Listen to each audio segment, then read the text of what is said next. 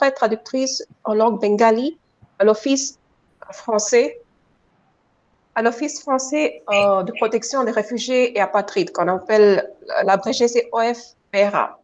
Donc, elle a été traductrice pour des demandeurs d'asile qui venaient de l'Inde. Elle a écrit en fait 5 romans au total. Assommant les pauvres et son second roman. Ok, ce second roman est intéressant parce que dans ce roman, elle s'est inspirée de son expérience d'interprète à l'Office français de protection des réfugiés apatrides pour représenter divers portraits de demandeurs d'asile ainsi que leurs conditions de vie. Ce roman a été très remarqué par la critique et il a reçu de nombreux prix littéraires tout en étant successivement traduit en allemand, en italien, en hongrois et en arabe. Voilà. Maintenant, passons vite à l'intrigue de ce roman, d'accord? Euh, donc, le titre est emprunté à Baudelaire. Le titre, c'est le titre d'un de ses petits poèmes en prose, Assommant les pauvres. Donc, ce roman met en scène les propos, les réflexions, les regards d'une narratrice dont on ne connaîtra pas le nom jusqu'à la fin du récit. C'est une narratrice anonyme qui ne se révélera qu'à travers certains détails allant de son origine indienne jusqu'à sa profession actuelle, tout en passant par ses orientations sexuelles. Son identité s'établit dès les premières pages. Donc, elle travaille comme interprète dans un bureau dont le nom n'est pas précisé. On l'appelle seulement un bureau. Ça peut être un centre de rétention aussi. Et dans ce bureau, elle servait d'intermédiaire entre les demandeurs d'asile indiens venant du même continent indien qu'elle, évidemment, et l'officier de protection chargé de vérifier leurs dossiers et favoriser leur demande d'asile politique, et qui leur permettrait ainsi d'entrer dans le territoire français. Son rôle à cette narratrice était de récupérer les récits de ces demandeurs d'asile, les interroger sur le motif de vouloir entrer dans le pays et de s'assurer de l'authenticité de leurs propos. L'incipit du roman dévoile également la situation fâcheuse dans laquelle la narratrice se retrouve puisqu'elle est amenée au commissariat pour un délit grave. Donc, elle est accusée d'avoir frappé la tête d'un immigré indien avec une bouteille de vin. Donc, après cet incident, elle se retrouve au commissariat où son interrogatoire commence. Et à partir de là, commence son parcours. Donc, durant l'interrogatoire, elle doit répondre à des questions, elle doit parler de sa vie, elle doit parler de son parcours dans ce bureau. Donc, à son statut d'immigré intégré, elle se rattache son métier d'interprète dans un bureau où elle rencontrait des demandeurs d'asile venant du même continent qu'elle. Donc, en compagnie d'un officier, elle devait récupérer les récits de ses récurrents, les interroger pour voir la raison pour laquelle ils voulaient entrer en France et vérifier qu'ils disent la vérité afin de trancher sur leur demande d'asile politique. Donc, en faisant le portrait de certains demandeurs, cette narratrice se rend compte du malaise, de l'angoisse qui s'empare d'elle au fur et à mesure des échanges qui se déroulaient avec des inconnus dans les histoires, dans le passé, dont les propos incohérents avaient commencé à hanter son quotidien. Donc, la situation devient tellement insoutenable pour elle qu'elle est amenée à commettre un acte impensable. Donc, elle est accusée, comme je l'ai dit, d'avoir frappé la tête d'un des immigrants indiens avec une bouteille de vin dans le métro. Donc, c'est un acte brutal, une réaction inattendue que l'homme qui est chargé de cette affaire doit comprendre. Donc, l'homme qui est au commissariat veut chercher à trouver la source du malaise, le motif derrière cet acte de violence. Donc, commence ainsi des séances d'interrogatoire durant laquelle Monsieur K, c'est celui qui est chargé de ce cas. Il posera des questions, il va mettre en avant des hypothèses, il va observer calmement les moindres réactions de la femme assise devant lui. Ces séances seront aussi l'occasion pour la narratrice de faire des va-et-vient incessants entre le passé et le présent, entre les circonstances de son arrivée en France et celles de ses compatriotes, racontant ces divers entretiens avec ses demandeurs d'asile, chacun ayant son compte des histoires invraisemblables, des contes qu'il arrive à illustrer qu'assez maladroitement, faute de temps, faute d'imagination.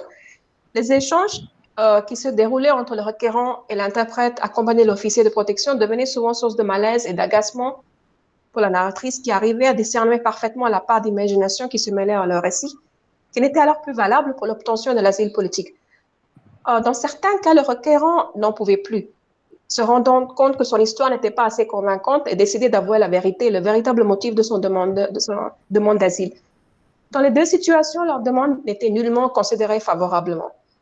L'établissement des portraits variés des demandeurs d'asile permet à la narratrice de révéler l'exaspération qui montait en elle, De jour en jour, en pensant à son quotidien, qui s'était presque réduit à écouter des réponses stéréotypées, des histoires presque identiques, des propos sans cohérence de ces pauvres gens qui voulaient à tout prix sortir de la clandestinité désolé, en obtenant le statut de réfugié politique.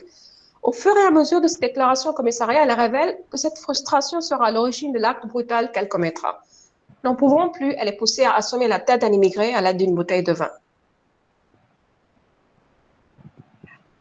Maintenant, on doit un peu évoquer comment est représenté le portrait de ces immigrés ou de ces immigrants indiens.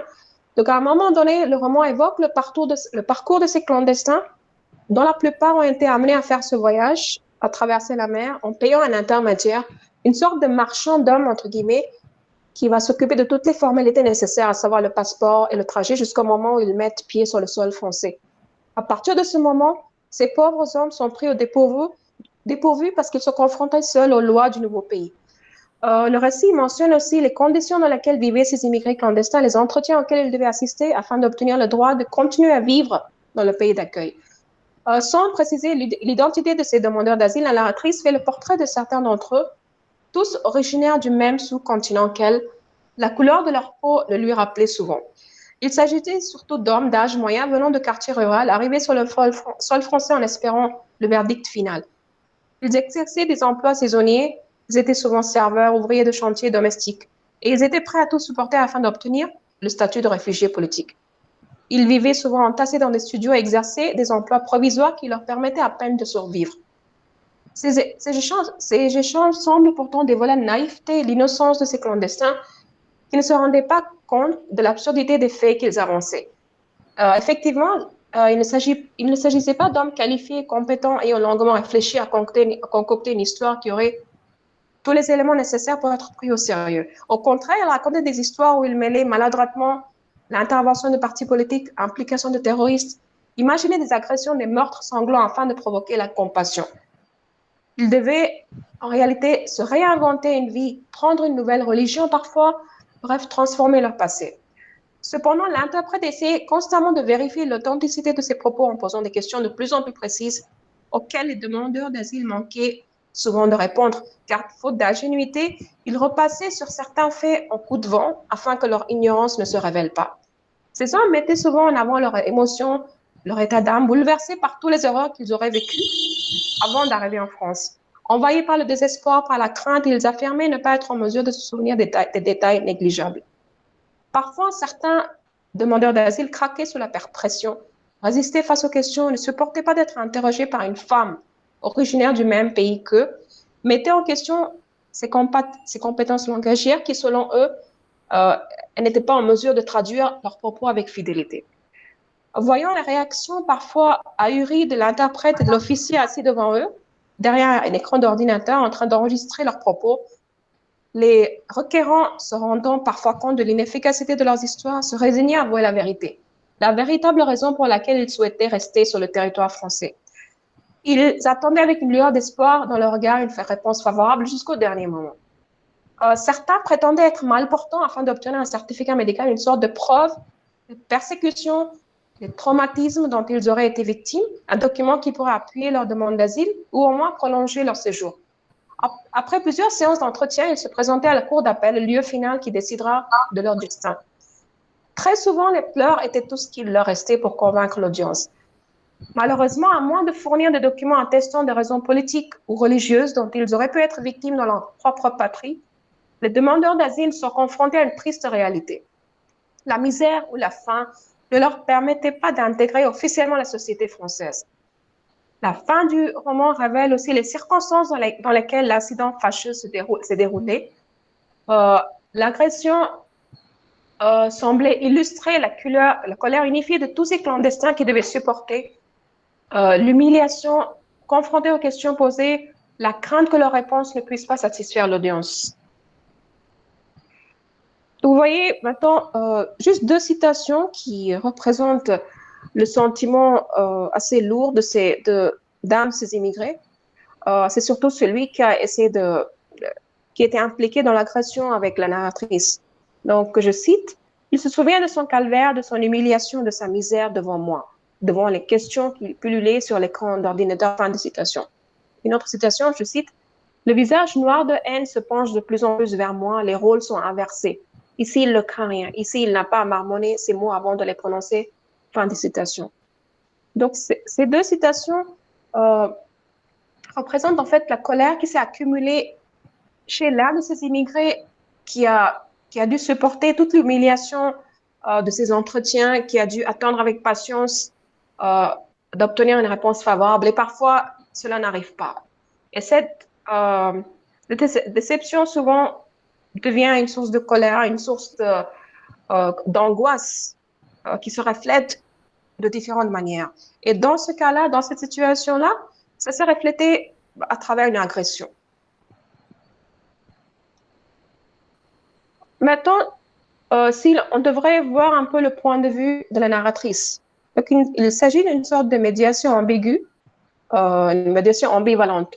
Donc, la narratrice, dont on ne connaît pas le nom, comme j'ai déjà dit, elle est chargée de former un trait d'union, une passerelle entre le demandeur d'asile et l'officier de protection. C'est une tâche qui n'est pas si aisée, car elle exige de maintenir la neutralité, de contrôler ses émotions, de faire preuve de patience, de mettre à côté ses préjugés. Parmi ses collègues, certains étaient prêts à vouloir aider leur peuple, qui ont déjà énormément souffert et qui méritaient de vivre, même si cela impliquait de compromettre l'objectivité de leur fonction. Par exemple, il y avait des avocats chargés de défendre la cause des demandeurs d'asile qui n'hésitaient pas à déformer la réalité, mettaient en avant leurs arguments afin d'accorder ces infortunés une existence honorable. Tout en assistant à toutes ces audiences, en tant qu'interprète, la narratrice ne semblait pas partager cette attitude qui équivalait à trahir le pays d'accueil. Pourtant, elle semble mettre en question les lois qui déterminaient le droit de mettre pied sur le sol français. Je cite, « Ni la misère ni la nature vengeresse qui dévastait leur pays ne pourraient justifier leur exil, leur fol espoir de survie. » Fin de citation. Donc là, on ne peut manquer de ressentir une nuance d'ironie dans ces propos qui révèlent une certaine injustice dans les lois qui régissent l'asile politique. En tant qu'interprète, elle se devait de traduire fidèlement les paroles des immigrants indiens, essayant de trouver des raisons valables pour leur demande d'asile. Les interrogations se poursuivaient pour leur faire avouer la vérité. Durant ces échanges, la narratrice ressentait des sentiments confus où se mêlaient surprise, amusement et frustration. La narratrice raconte les nombreux entretiens qu'elle a eus avec ses requérants, durant lesquels leurs réponses avaient même déclenché parfois chez elle un fou rire, tant leurs propos semblaient ridicules et incohérents. Les séances faisaient partie de son quotidien, remplissaient ses journées, hantaient ses pensées, et elle en avait assez d'écouter les mêmes histoires, les mêmes lamentations, provoquant une certaine lassitude, une angoisse, une crainte de tomber dans un état de désespoir. Ces réactions assez uniques pourraient peut-être s'expliquer par le parcours de la narratrice qui est arrivée en France dans des circonstances bien différentes, poussée par son amour pour la langue de Molière, par la vie qu'amènerait la maîtrise de cette langue. C'était effectivement un choix personnel qui n'avait rien à voir avec une personne demandant le statut de réfugié politique. D'une part, elle faisait partie de ces immigrés privilégiés, assez bien accueillis par la France, qui a si bien facilité son intégration qu'elle ne ressentait plus le mal du pays. Selon elle, c'est le pays qui avait mal. Cependant, ses compatriotes n'ont pas été aussi chanceux qu'elle, car venant de milieux sociaux et économiques différents, ils devaient se battre, surmonter divers obstacles afin que leur dossier soit accepté. D'autre part, la narratrice déclare s'être éloignée de ce monde, avoir franchi ces étapes puisqu'elle fait partie désormais de ce monde occidental. Elle se distinguait de ses compatriotes par sa classe sociale et son niveau intellectuel qui l'empêchait souvent de les considérer sur un pied d'égalité. Donc ainsi, elle se trouvait dans une zone un peu ambiguë, ambivalente, tantôt rattachée aux souvenirs restants de son pays natal, tantôt le restant fidèle à la patrie d'accueil. Elle posait souvent des regards d'indignation, d'exaspération contre ces demandeurs d'asile qui n'avaient pas ce qu'il fallait pour faire valoir leur demande, qui voulaient utiliser la misère comme un prétexte valable qu'elle manquait de saisir. Je cite, à mes yeux, la misère ne justifiait pas le mensonge. Fin de citation. C'est une réaction assez unique venant d'une personne envers ses compatriotes pour lesquels elle aurait pu faire preuve de compassion, mais au contraire, elle était dominée par la frustration, par l'exaspération de devoir passer toute sa journée à écouter des histoires de misère, de viol, d'injustice, des images avec lesquelles elle n'arrivait pas à s'identifier. À ses yeux, les clandestins étaient, je cite, une sorte de méduse mal aimée des esclaves du nouveau millénaire, qui survivaient grâce à l'aide sociale offerte par le pays d'accueil. Son malaise, sa frustration s'aggrave lorsqu'un jour, en plein milieu de la rue, elle se fait harceler par un de ses demandeurs d'asile cherchant à obtenir d'elle des tuyaux, des conseils, bref, un moyen sûr pour que son dossier soit approuvé. Choisissant de l'ignorer et de poursuivre son chemin, son destin se voit basculer en l'espace de quelques secondes. En effet, son exaspération atteint le paroxysme lorsqu'elle se fait agresser par un des immigrés indiens qu'elle avait bousculé sans faire exprès dans le wagon du métro qui était rempli de monde. Face à cette attaque, elle devait se défendre car personne autour d'elle n'avait réagi. Ainsi, elle a dû le faire en se servant d'une bouteille de vin qu'elle a écrasée sur la tête de cet immigré. Et ce qui explique pourquoi elle se retrouve maintenant, elle s'est retrouvée chez le commissariat en train de répondre aux questions de cet homme chargé de cette affaire.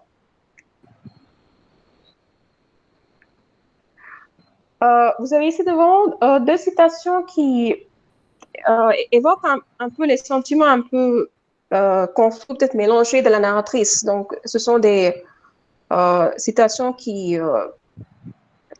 qui décrivent, qui illustrent un peu la condition de ces immigrés. Je cite, d'ailleurs, on n'avait pas le droit de prononcer le mot misère. Il fallait une raison plus noble, celle qui justifierait l'asile politique. Fin de citation. Une autre citation, je cite, ni la misère ni la nature vengeresse qui dévastait leur pays ne pourraient justifier leur exil, leur folle espoir de survie.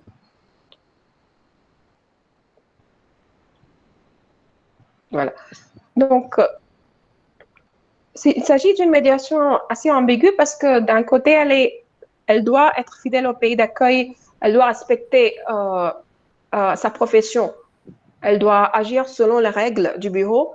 Et d'un autre côté, elle n'est pas insensible à la souffrance de ses compatriotes, mais ce qui la gêne, c'est leur attitude, c'est cette façon qu'ils ont d'utiliser le mensonge comme une excuse pour pouvoir appuyer leur demande d'asile. Lorsqu'elle se rendait compte de ces mensonges-là qu'elle écoutait sans cesse, ces séances très similaires provoquaient chez elle une sorte de malaise, de mal-être qu'elle n'arrivait pas, qui ne la laissait pas en paix. Donc, elle n'arrivait plus à exercer sa profession avec sérénité. Et c'est seulement vers la fin que cette malaise, que ce trouble jaillit en elle et la provoque à commettre un acte impensable, un acte de violence contre un de ses compatriotes. En guise de conclusion, je voulais juste dire que ce roman de Shimoda Sinha est rempli d'images, de propos violents qui mettent souvent mal à l'aise, car si l'écriture est très sec et très violent, le récit ne peut pas nous laisser indifférents.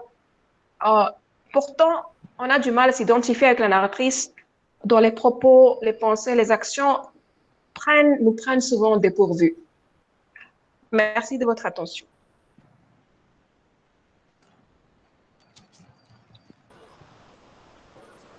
Merci, Dr. Sharmili, pour cette présentation qui a dévoilé la position difficile occupée par les immigrants dans un nouveau pays. Merci.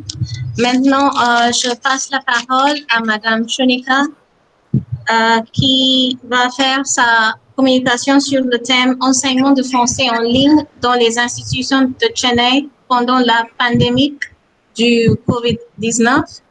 Je vous passe la parole, Madame. Merci beaucoup, Madame. Je remercie les organisateurs de cette conférence pour tout votre travail méticuleux et pour tout l'effort que vous avez mis. Donc, sans tarder, je vais essayer de partager mon écran. Sinon,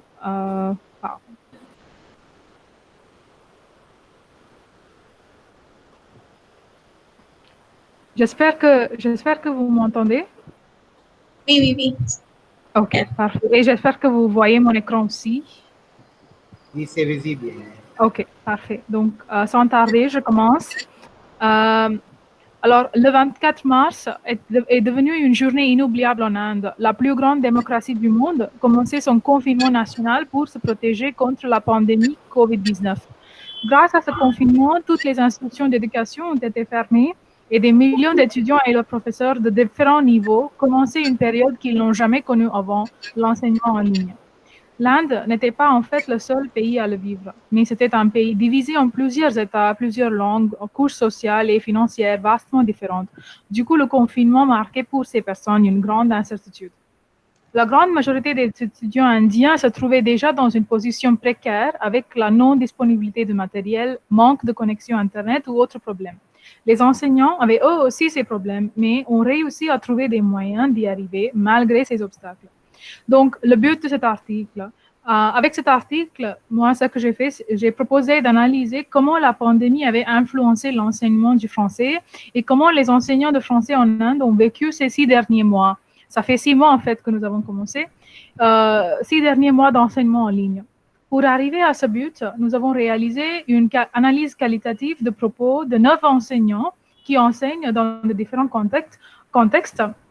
En fait, c'était pas juste de Chennai. En fait, j'avais aussi discuté avec les profs ailleurs en Inde, de Jaipur et Banaras.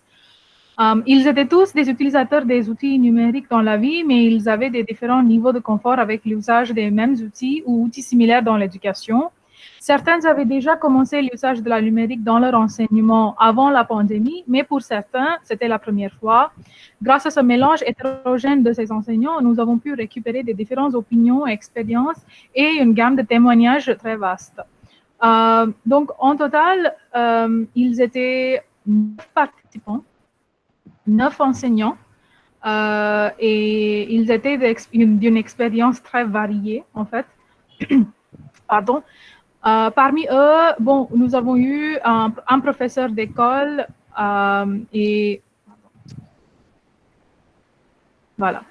Parmi eux, nous avons eu un professeur qui enseignait à l'école, 2 qui enseignaient à l'école et au centre de langue, 4 qui enseignaient dans les collèges au niveau licence comme langue seconde, et 2 professeurs qui enseignaient le français aux étudiants de master en français dans des universités. Donc, nous avons eu des répondants de différents milieux qui maîtrisent leur réalité, et les enseignants ont pu décrire en détail leurs expériences, ce qui a été très intéressant. Et en ce qui concerne l'expérience, parmi les enseignants, nous avons eu 7 participants, alors qui avaient moins de... Voilà. 7 participants avaient plus de 10 ans d'expérience, alors qu'un participant avait moins de 3 ans d'expérience et un autre avait entre 3 et 5 ans.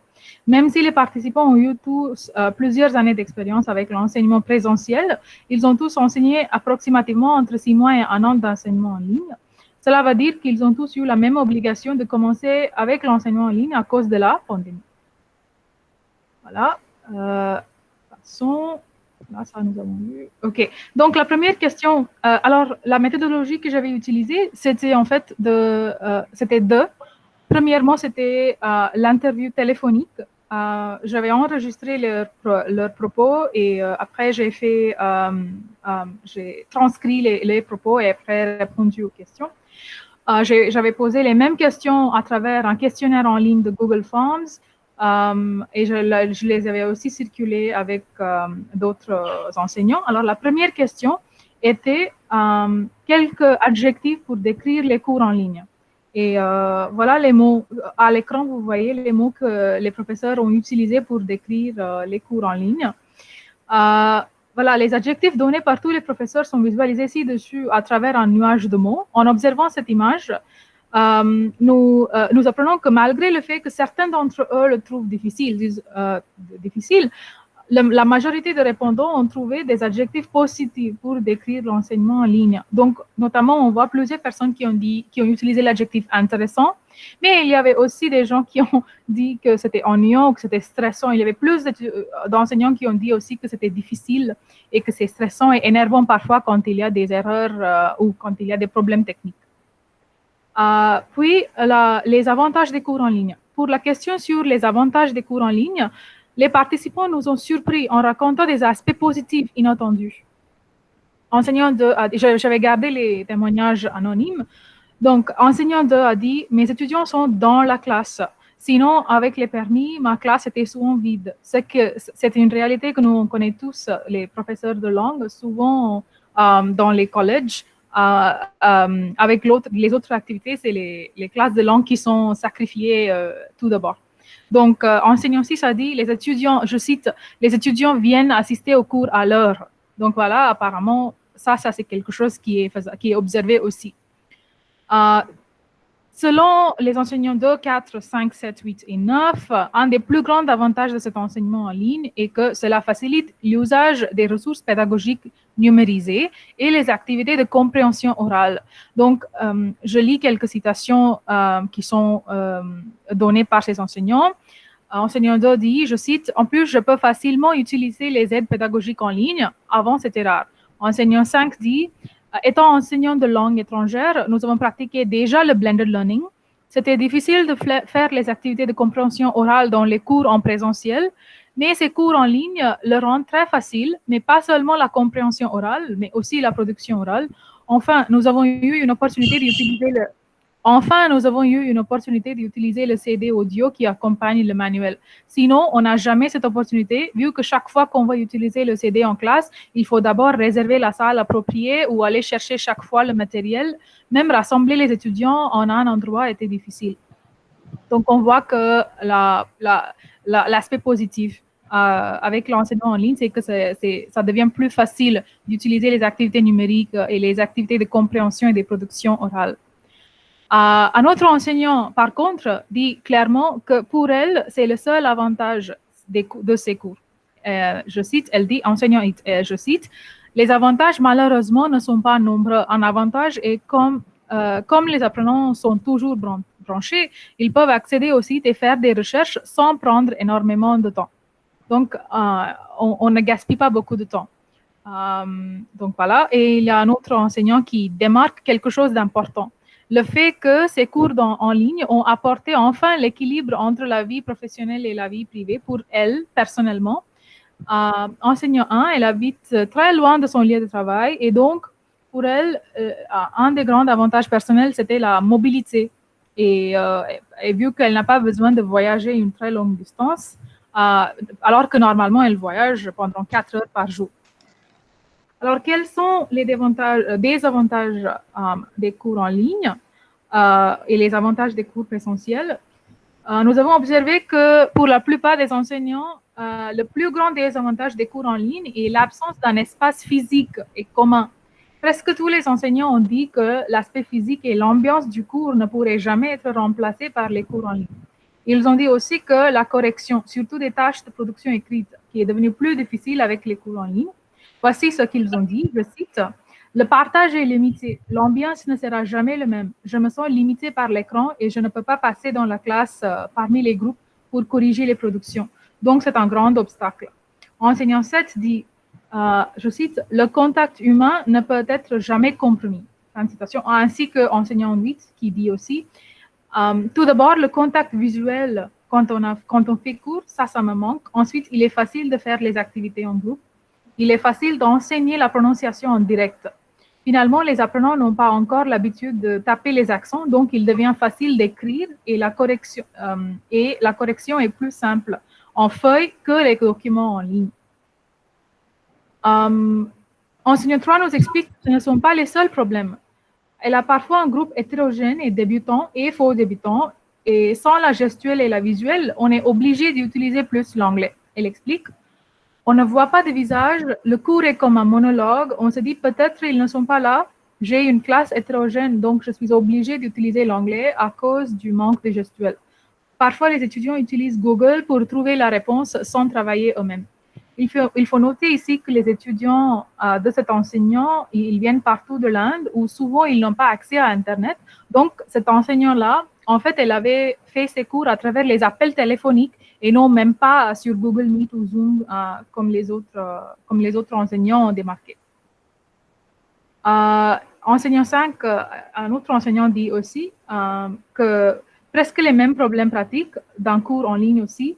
On ne voit pas les étudiants et du coup, c'est difficile de savoir vite s'ils ont compris ce que nous disons dans la classe. En plus, la connexion Internet n'est pas aussi forte de supporter les vidéos d'une trentaine d'étudiants à la fois. Donc, on n'est pas permis, on n'a pas les cours en ligne ne sont que des remplacements temporaires et ne sont pas la prochaine étape des cours présentiels. Et une autre chose que nous avons observé en ce qui concerne les cours en ligne, c'est aussi les travaux préparatoires qui viennent avant et après. Donc, tous les 9 professeurs ont dit qu'avec les cours en ligne, ça a augmenté les travaux préparatoires à faire. Voici quelques témoignages. Enseignant a dit, garder les ressources ouvertes, site web, chansons, etc. Déjà, c'est quelque chose qu'il faut faire avant le cours. Télécharger les ressources sur Google Classroom ou autre LMS qu'on utilise. Envoyer les ressources et textes du jour par email. Nous avons aussi constaté que dans quelques universités, le concept de LMS n'existe pas. Par exemple, Google Classroom ou Moodle. Donc, chaque jour, les enseignants sont obligés d'envoyer le cours ou les autres traces écrites par email. Trouver des activités ludiques déjà. Et le plus grand problème, c'est noter l'assiduité, corriger les worksheets du jour en ligne. Et enfin, le dernier point que je veux montrer, le dernier point que je vais montrer, j'ai voulu savoir avec les enseignants, c'est aussi, est-ce qu'on est prêt à utiliser les caméras dans nos cours? Avec l'enseignement en ligne vient aussi la décision difficile de l'usage de caméras. Enseignants 2, 6, 7, 8 et 9 n'ont aucune hésitation d'allumer leur caméra pendant le cours.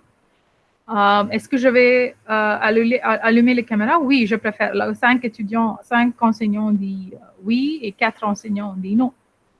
Pourquoi est-ce qu'ils veulent allumer leur caméra? Pour que les étudiants voient ma bouche et apprennent à prononcer. Je pense que la voix doit avoir un visage, ce qui est compréhensible. Enseignant 6 veut allumer la caméra pour bien échanger. Enseignant 7, c'est l'effort minimum qu'il faut mettre pour un cours en ligne. Au moins, il y a un effort de se voir et de se sentir en contact, même si c'est virtuel. Enseignant 8 clarifie que si on allume les caméras, comme ça, les apprenants allumeront la leur et j'ai besoin de les voir quand j'enseigne. Donc, on voit que cette besoin de voir les étudiants, ça les mène à allumer les caméras. Mais au contraire, enseignants 1, 3 et 5, ils ont élaboré les différents problèmes qui peuvent arriver en allumant la caméra. Par exemple, pour enseignant 1, c'est limitant et difficile de se concentrer. Pour enseignants 3 et 5, c'est la possibilité que ces images peuvent être abusées ou réutilisées pour les blagues ou pour les mimes. Enseignant 5 dit aussi qu'à cause de la taille de sa classe, c'est impossible de garder ouvert la caméra parce que le réseau est parfois trop faible pour soutenir la vidéo. Est-ce qu'on insiste alors que les étudiants allument leur caméra? Ça aussi, je me suis intéressée à cette question pour savoir un peu quelle est l'attitude des professeurs. Et dans ce cas-là, les étudiants allument-ils leur caméra pour se montrer? Les professeurs ont-ils insisté? Voici une image qui montre les chiffres sur qui insiste et qui ne le fait pas. On a un enseignant qui insiste seulement le premier cours, que tout le monde allume son caméra, comme ça pour avoir un premier contact. On a 3 enseignants qui n'insistent pas que les étudiants utilisent la caméra ou qui ne peuvent pas l'insister parce que le taille de classe est trop grand. Puis, nous avons 4 enseignants qui insistent, en fait, que les étudiants, ils allument parce que s'ils ne voient pas les étudiants, c'est difficile, en fait, d'enseigner. Et il y a un enseignant qui le fait de temps en temps pour prendre l'assiduité, etc. Tout d'abord, la raison technologique, vu que le nombre d'étudiants dans une classe indienne est élevé, ce n'est pas possible que tous les étudiants allument leur caméra à la fois. En outre, c'est aussi le fait que les étudiants ne veulent pas se montrer devant la caméra. Et cela peut être compris de différentes façons. Mais enseignant 5 a expliqué une raison particulière. Elle dit que je n'insiste pas tout d'abord parce que ce n'est pas possible, mais deuxièmement, les étudiantes, surtout les jeunes femmes, ne veulent pas faire l'effort de se maquiller ou de se préparer pour se montrer dans la caméra, apparemment, selon l'expérience de cette enseignante. Les autres enseignantes insistent aussi. Pourquoi est-ce qu'ils allument la caméra? Je cite, pour marquer la présence en faisant une capture d'écran, pour bien échanger, pour assurer qu'ils suivent le cours, pour assurer qu'ils sont là. Le contact visuel, pour un autre enseignant, le contact visuel est important. Et pour un autre enseignant, c'est pour assurer leur attention, pour faire en sorte qu'ils sont là et ils font attention. Une autre question que j'ai traitée aussi, c'est la question de formation. 5 sur 9 répondants ont dit qu'ils ont assez de formation en ce qui concerne l'enseignement en ligne et ils n'auront plus besoin de formation. Et il faut noter ici que pendant le confinement, plusieurs associations et institutions d'éducation ont offert des formations en ligne gratuites pour les professeurs. En plus, chaque institution a formé les professeurs pour utiliser les nouveaux LMS qu'ils devraient installer à cause de la nécessité créée par la pandémie. Donc, pour conclure, je vais dire cette étude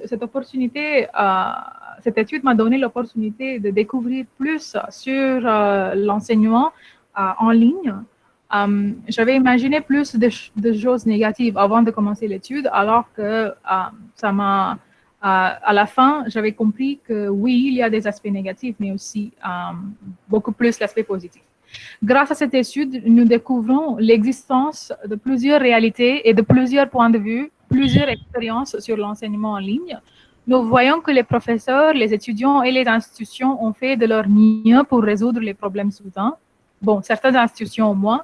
Nous constatons que malgré quelques avis critiques sur l'enseignement en ligne, les professeurs ont réussi à participer dans la continuation de la nouvelle normale.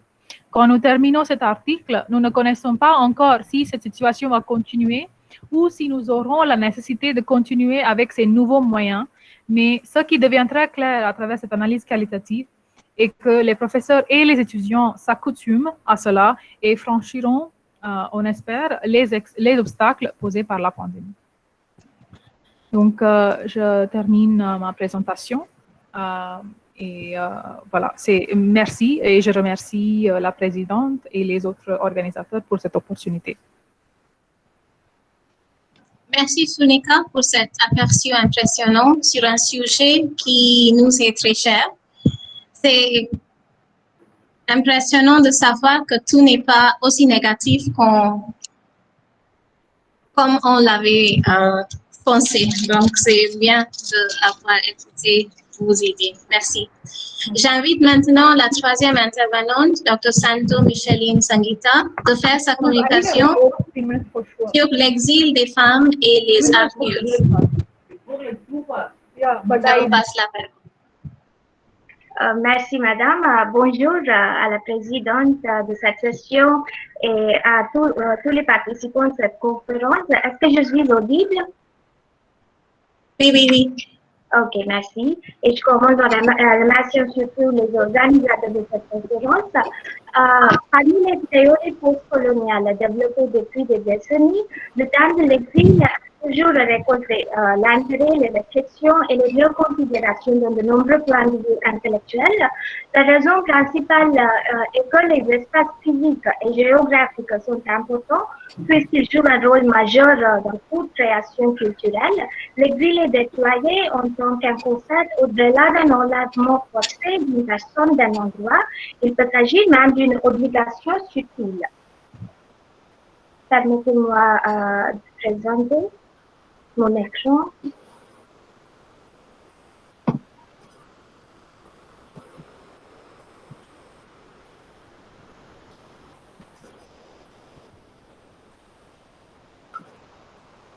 Oui, c'est visible, Sangeeta. Ok, merci. Alors, j'ai un petit peu modifié le titre de ma présentation. Les armures des femmes contre l'exil, introspection des lettres parisiennes. Donc, cette communication vise à exposer l'importance de considérer ce thème de l'exil avec la lentille grossissante du sexe de l'exilé. Les actes de l'exil sont nombreux. Par exemple, ils écrivent touchés par la nostalgie de leur pays d'origine, de la crise d'identité dont ils souffrent dans le pays résidentiel ou des problèmes socio-culturels quand ils n'arrivent pas à s'adapter, etc. Mais est-ce que les expériences et les expressions sont semblables pour un homme et pour une femme? Est-ce qu'il est apte d'illustrer l'exil d'un homme et une femme par ce diagramme? En juxtaposant les deux, nous nous rendons compte que la façon qu'une femme perçoit les choses, expérimente les situations, affronte les problèmes est totalement différente de celle d'un homme, n'est-ce pas? La multiplicité des rôles qu'ils doivent jouer dans leur vie en est une raison primordiale, comme une mère à leur fille, une fille à leur mère, une amante d'un homme qui appartient et qui s'élève dans une culture étrangère, une créatrice et surtout une procréatrice. Donc, nous voyons qu'il est mieux d'illustrer l'exil de deux sexes avec ce diagramme-ci. Cette communication expose la richesse dont se teinte l'exil quand il est surtout éprouvé par des femmes qui sont également des esprits littéraires. L'Être parisienne est une œuvre épistolaire qui est compilée des correspondances de deux écrivaines francophones, Leila Sebar et Nancy Huston. L'exil étant l'un des sentiments qui s'effectue en toute force sur les écrivains et les personnes littéraires qui sont déracinées, il va sans dire que ces deux femmes, elles aussi, sont fortement touchées de ce déchirement de leur identité, mais leurs expériences, les défis qu'elles affrontent dans la vie et les stratégies qu'elles emploient pour surmonter ces défis se diffèrent incontestablement. Leila Sebar, fille d'une mère française et père algérien, elle passe sa jeunesse en Algérie colonisée par la France. À l'âge de 17 ans, elle quitte l'Algérie pour s'installer à Paris, où elle habite encore. Toutes les œuvres de Sebar juxtaposent les deux pays, la France et l'Algérie, et on extrait la différence dans les deux cultures. La plupart de ses œuvres sont fictionnelles et portent une touche de la psychologie pour montrer ses idées. Les fictions de Sebar apportent devant nous les personnages qui s'arrachent à trouver leurs racines dans une société où ils n'appartiennent pas et les conflits entre les générations. Nancy Huston, née au Canada, préfère écrire ses romans et ses essais d'abord en français et puis les traduit en anglais. Elle a vécu dans son pays d'origine jusqu'à l'âge de 15 ans et s'est immigrée avec sa famille à Paris et y reste jusqu'aujourd'hui par choix. Pour Huston, le français est la langue qu'elle préfère s'exprimer en raison de la distance irréfutable qu'elle a avec cette langue, qui ne peut jamais devenir sa langue maternelle, mais qui restera toujours la langue qu'elle parlera et la langue en laquelle elle écrira. Elle s'intéresse également à l'analyse psychologique des générations d'une même famille et surtout dans les esprits immigrés par force externe et implicite. Ces deux femmes ont exploré à travers leurs œuvres comment être et devenir bilingues en français et en leur langue maternelle respective. Elles n'ont néanmoins pas négligé la distance créative entre ces deux langues et les valeurs émotionnelles qu'elles apprêtent à l'une comme à l'autre. Ce dernier empêche le lecteur de percevoir ses œuvres seulement comme un produit de motivation ou d'investissement et souligne qu'il est digne de les projeter à une analyse socio-culturelle ou même socio-historique. L'Être parisienne est une œuvre épistolaire. Le titre nous annonce déjà un ancrage spatial focalisé autour de la ville de Paris et une dimension thématique centrée autour de leurs impressions les plus sincères sur l'exil et l'acte de création littéraire. Cette compilation des correspondances entre Leila Sebar et Nancy Huston assemble des échanges de ces deux femmes littéraires sur leurs expériences, le point de vue, leurs émotions, comme une fille à leur mère et une mère elle-même à des enfants nés et élevés dans la société d'emprunt. Cette œuvre expose les deux aspects de l'exil, l'un négatif qui survit sous le pot à cause des conflits dans leurs esprits et l'autre positif qui offre à ces femmes une identité indépendante dans le monde social et littéraire et ainsi de survivre cette négativité. Sebar ne se montre pas très positive, étant une métisse habitant Paris. Tout d'abord, elle se plaint de son incapacité de pratiquer efficacement de nombreux codes sociaux, culturels et mondains, en dépit des décennies qu'elle a passées à Paris. Pourtant, elle approuve qu'elle s'étonne de voir comment Huston et les autres femmes exilées arrivent de s'adapter sans effort. Elle se voit appartenir à un pays du tiers-monde. À l'opposition de son amie avec qui elle maintient une belle amitié. La modernisation qu'elle expérimente autour d'elle, par exemple, le passage à la machine à l'écrire ou à l'ordinateur, contribue à son tour à son inconfort. Elle parle de risquer qu'elle aurait couru de faire corps avec son pays natal si elle parlait l'arabe et qu'elle n'aurait pas été dans la position d'écrire. Sebar raconte son expérience de sa visite en Corse quand elle comprend qu'elle ne pourrait jamais vivre ailleurs que Paris, bien qu'elle ne peut pas dire qu'elle aime Paris, puisqu'elle ne s'intéresse guère à connaître cette ville. Elle illustre son affinité envers son école malgré envers son école, malgré quoi elle évite d'entrer son village où elle risque d'avoir le contact avec ses racines. Même ses visites en Algérie s'arrêtent avec Alger qui porte encore les temps de la colonisation. Leila Sebar souligne le fait que Nancy a sa fille Léa comme une armure puissante lors de ses voyages à son pays natal. Nous comprenons ici un autre exil dont souffre Sebar, étant la seule femme dans sa famille, la femme unique de sa famille, parmi les gens d'un autre sexe. N'ayant pas une fille pareille à Houston, elle trouve son roman Sherazade comme son œuvre complice qui osera d'entrer seule à Alger sans elle. En opposition aux idées de Sebar, Nancy Hastings se dévoile d'être plus optimiste à l'égard de sa vie exilée. Elle voit le français et son expression française comme son refuge, afin de se protéger de son étrangeté dans la société où elle réside. À la lettre sur sa coutume d'écrire dans les cafés et les brasseries où personne ne l'aperçoit, Hastings répond qu'elle ne peut jamais écrire dans ces lieux parce qu'elle craint de se ressembler à une américaine banale. Elle remarque comme elle se différencie avec son accent inextricable dont elle ne pourrait point se débarrasser quand elle doit s'adresser aux inconnus ou à un public. Hastings est claire de la raison de son exil choisi et ne veut pas passer son temps à mieux connaître Paris, ses vins, ses fromages, ses monuments, etc. Elle sait bien que toutes ces tentatives seront inutiles puisqu'elle ne pourrait pas devenir une vraie Parisienne et elle n'en a pas envie non plus. En revanche, elle apprécie cette distance puisque cette étrangeté prête plus de curiosité envers cette langue et la culture. Il est intéressant de savoir comment une immigrée se sentirait quand elle doit voyager constamment entre les deux pays.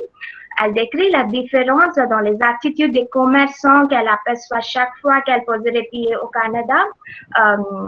Elle voit comme arrogants les commerçants américains sont comparés à ceux à Paris qui sont en général polis.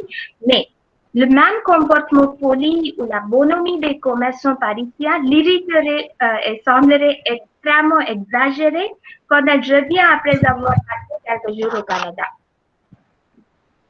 Les armures contre l'exil. En dépit de toute différence entre ces deux amies, dans les façons qu'elles perçoivent leur situation comme une immigrée dans la ville grandiose de Paris, elles s'accordent sur deux sujets qui pourraient bien efficacement leur rendre service, comme une armure qui pourrait protéger ces deux femmes contre l'exil. L'un serait la maternité, et cela surtout quand on est mère à une fille ou plutôt un issue de même sexe, et l'autre serait la créativité, grâce à laquelle ces femmes créateurs pourraient s'exprimer toutes ces perceptions, ces compréhensions et ces émotions sous la masque d'une fiction surtout. Premièrement, la maternité s'affirme à deux replies comme une armure potentielle. D'abord, quand Nancy Hastings écrit comme sa fille Léa l'a gardée de la nostalgie lors de sa visite au Canada, et ensuite, quand Sebar regrette de ne pas avoir une fille qui l'aurait probablement aidé à affronter ses retours à la ville natale plus courageusement. Je cite, « Je crois que je serais allée en Algérie si j'avais eu une fille, je serais sentie moins hors de moi, moins à distance avec une fille à qui parler, raconter, montrer, faire entendre. Une fille de 7 ans, surtout pas une adolescente ni un nourrisson qui m'aurait empêché de regarder le monde de mon pays natal. Une fille de 7 ans que j'aurais tenue par la main dans les rues, sur mes genoux, dans l'autocar et dans le train. » Fin de la citation. Pour sa part, Nancy Hastings raconte dans une lettre à Sebar son expérience depuis sa tentative de chanter en anglais à sa fille. Elle s'efforce de dire les paroles d'amour d'une mère à sa fille en anglais, mais elle se sent troublée, elle n'a pas le courage de continuer. Ces incidents lui font comprendre que les raisons de son exil volontaire ne sont certainement pas superficielles. L'autre armure que ces deux femmes se servent est leur créativité, leur imagination, pour être plus précise, leur fiction. Leila Sebar constate que si elle avait su, je cite, l'arabe, la langue de mon père, la langue de l'indigène, la parler, la lire, l'écrire, je n'aurais pas écrit. De cela, je suis sûre aujourd'hui. Fin de citation. Cette crainte de Sebar nous révèle comme elle s'accroche à sa possibilité et son pouvoir d'écrire pour exister. Également, puisque Leila n'a pas de fille, elle s'appuie sur ses personnages fictionnels, surtout Sherazade ou Amel, une accompagnatrice, comme une accompagnatrice ou plutôt une complice. Il semble important de signaler qu'à travers ses romans et par la médiation de ses personnages fictionnels, Leila ose parler de ce passé occulté. De même façon, Nancy Huston a aussi une série de romans qui traitent l'immigration, l'exil comme le thème principal, par exemple Cantique des plaines, Ligne de faille, etc. Finalement, je vous suggère de lire cette citation de Sebar pour comprendre comment ces écrivains sont tout à fait accros à leur acte de création pour survivre. Je cite, dans un temps, un espace que je ne peux consacrer à écrire, je suis presque toujours mal au risque permanent d'hystérie ou de mélancolie, de folie criminelle contre quiconque m'empêche d'exister en ce lieu unique, solitaire, sauvage. Fin de citation. Pour conclure, cette œuvre épistolaire qui est imprégnée des émotions de ces deux femmes rend clair que l'exil vécu par les femmes est complètement différent de celui vécu par les hommes. Ce thème, qui est déjà recherché par de nombreux savoirs, requiert encore un peu plus d'attention, mais cette fois avec une distinction du sexe de la personne qui l'éprouve et de son pays d'origine. C'est-à-dire, nous ne pouvons pas comparer une exilée qui est issue d'un pays développé avec une autre d'origine du tiers-État. Nous avons essayé de repérer également les armures que les femmes portent pour se protéger de l'exil et nous venons à comprendre que les femmes se soutiennent grâce au rôle qu'elles jouent dans leur vie, c'est-à-dire comme une femme créatrice et une femme procréatrice. Merci pour votre attention. Je vous remercie.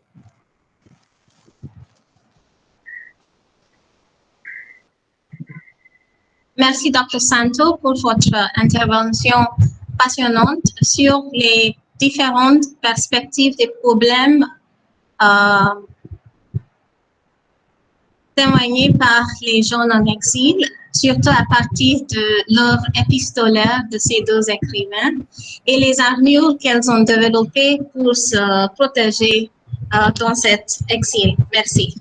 Merci, Je passe la parole maintenant à Shreya Dutta, qui va nous présenter son intervention sur le statut des griottes dans la société par rapport aux préjugés sexistes.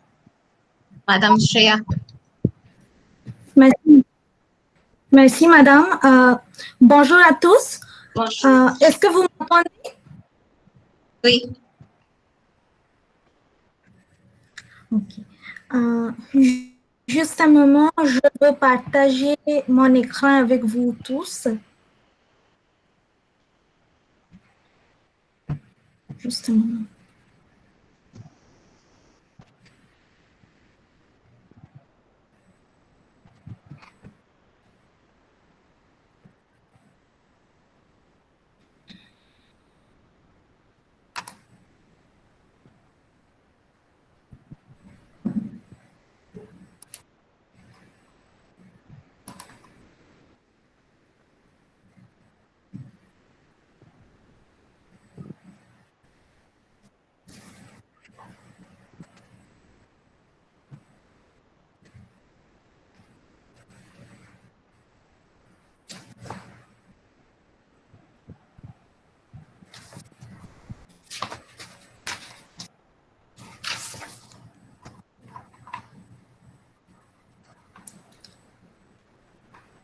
Est-ce que vous voyez le diapo sur l'écran? Non, ce n'est pas encore partagé.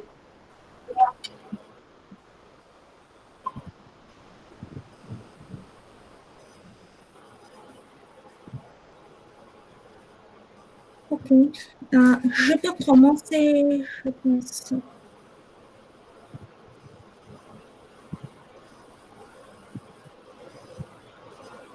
Vous n'avez pas partagé votre écran. Maintenant,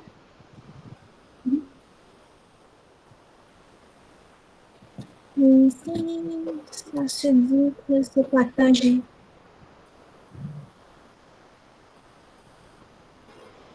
Alors, est-ce que je peux commencer? Oui.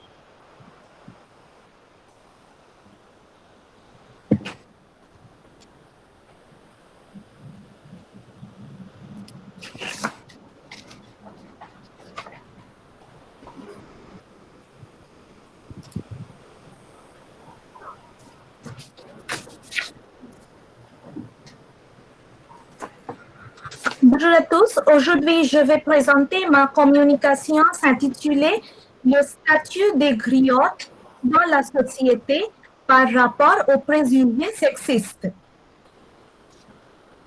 Le griot de l'Afrique de l'Ouest possède un patrimoine culturel très visible dans le monde entier. Ils sont considérés comme un témoignage de la puissance de la musique et des mots. Le griot est un personnage qui joue un rôle social très important en Afrique.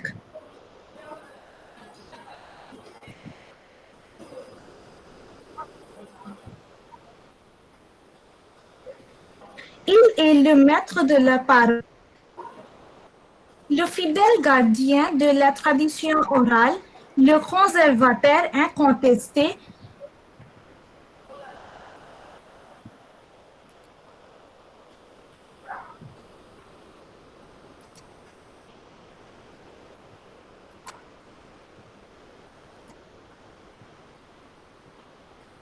Désolée, il y a un problème de ma part.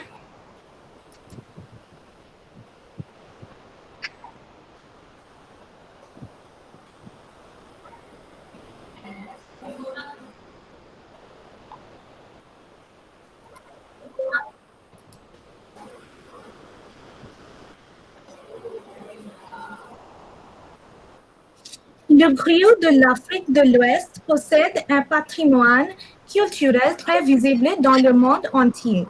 Ils sont considérés comme un témoignage de la puissance de la musique et des mots.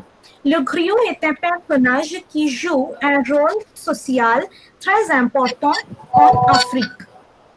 Il est le maître de la parole, le fidèle gardien de la tradition orale, le conservateur protesté des mœurs ancestrales. Son statut fait de lui le conseiller le plus éclairé et le plus proche du roi, du prince ou du chef de guerre. Chez les Mandingues, en Afrique de l'Ouest, la tradition orale est encore dominante. Des discours et des chants d'éloges conventionnels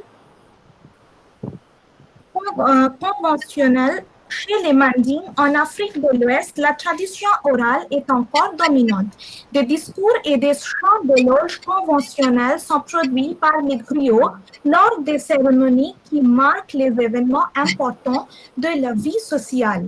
Ces paroles formalisées, transmises oralement de génération en génération, accompagnent des gestes rituels. Il s'agit toujours d'un échange entre plusieurs groupes sociaux qui manifestent et renforcent ainsi leurs relations. Le mot griot apparaît comme le féminin de griot. Un griot féminin est appelé jeli-muso ou jali-muso. Cependant, la plupart des cultures africaines ont des termes spécifiques pour décrire une personne qui fonctionne comme le poète tribal, conteur, historien ou généalogiste et dont le rôle est de raconter les parables de la vie quotidienne spécifique et provocante au plan culturel. Je cite, le griot n'a pas seulement été formé pour être un artiste professionnel, mais grâce à ses compétences philosophiques,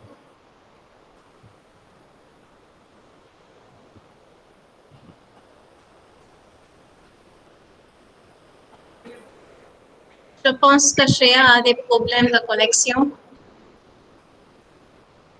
Oui, madame. Est-ce que nous devons attendre ou passer On passe à la prochaine Monsieur Velarassan ou on attend? Je pense. Est-ce que Monsieur Velarassan, vous êtes prêt?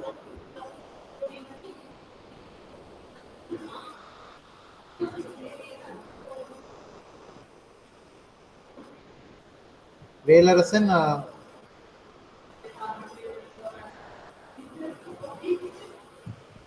Monsieur Velarassan, est-ce que vous pouvez faire votre intervention maintenant ou?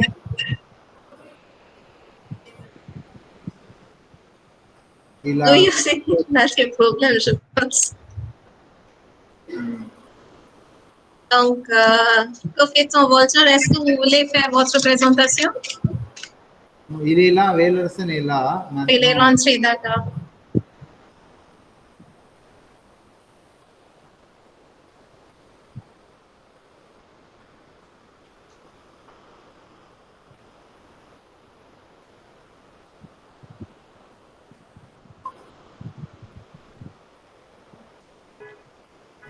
Peux-je commencer?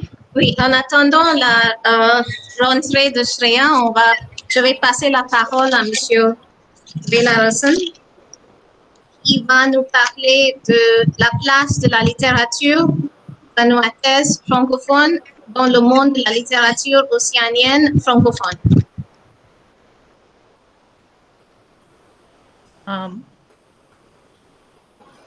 Peux-je commencer, madame? Oui, oui.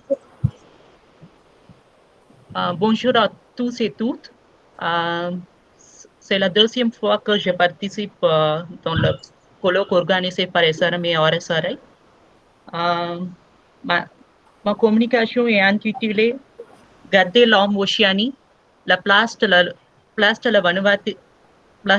littérature vanuataise francophone dans le monde de la littérature océanienne francophone. Maintenant, je partage ma présentation.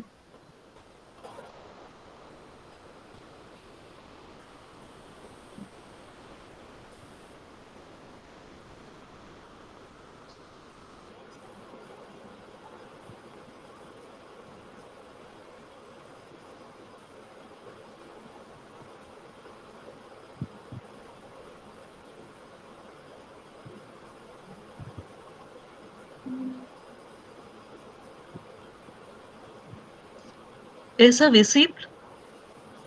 Non. Ok.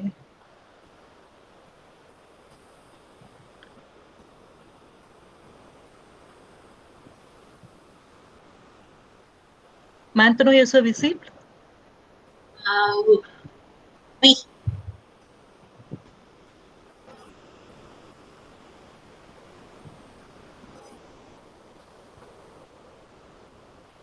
Et je commence.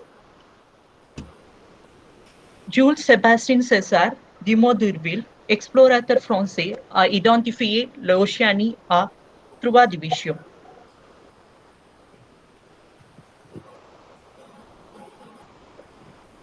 Mélanésie, Polynésie et Micronésie. Cette division pleinement raciale est rejetée par l'auteur tongien Epeli Ofo. Il a ainsi nommé ces régions basées sur son géographie comme ceci: l'Océanie de l'Est, l'Océanie de l'Ouest, l'Océanie du Nord. Vaughan déclare qu'il fait partie de l'Océanie, ou au moins il en est enraciné dans sa partie féconde, et il nourrit son esprit et l'aide à le définir et alimente son imagination. Subramani, un écrivain fidjien, suggère que la littérature est un site d'imaginer de nouveau l'Océanie, et il est d'avis que les écrivains océaniens doivent fabriquer ses propres espaces créatifs par lequel on doit empêcher la neutralisation du monde océanique de remettre son attention sur les paradigmes globaux.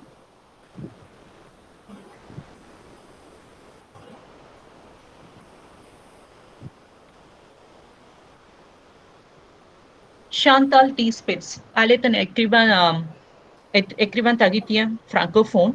Elle remarque que depuis l'organisation du Festival des Arts, ce Festival des Arts est organisé chaque 4 ans qui réunit le peuple océanien.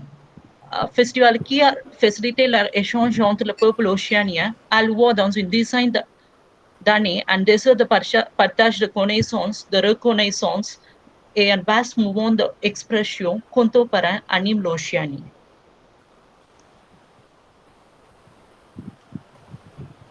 Elle a aussi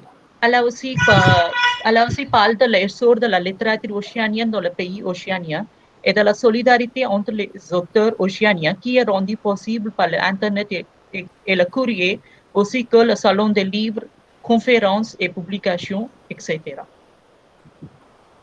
Et la littérature océanienne anglophone par des écrivains autochtones avait eu une popularité depuis 1970. La littérature francophone par des écrivains autochtones n'avait pas eu la même attention. Cependant, aujourd'hui, la littérature francophone des écrivains autochtones est enrichissante en Nouvelle-Calédonie et Polynésie française. Dans ce contexte, cette présentation tente d'étudier l'écriture francophone des écrivains vanuatais émergents et son pertinence dans le monde de la littérature océanienne francophone. Et voilà nos questions.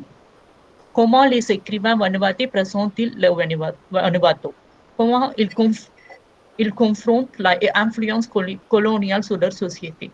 Comment leurs écritures sont reliées aux pensées des écrivains francophones d'Océanie?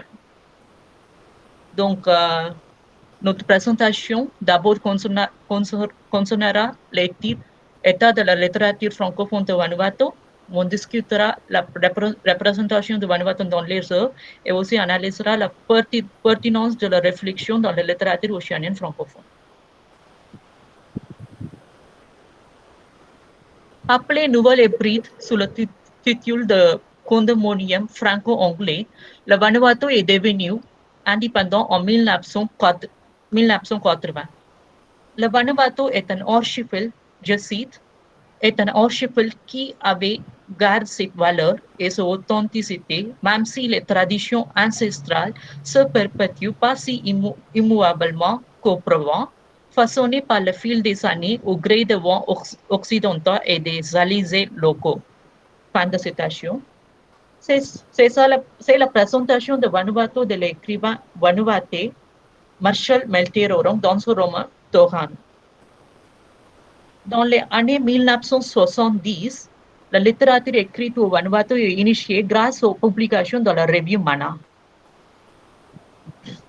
Albert Lemula, Donald Kalpokas, Kali Watako sont quelques poètes du Vanuatu dont le poème paru dans l'anthologie.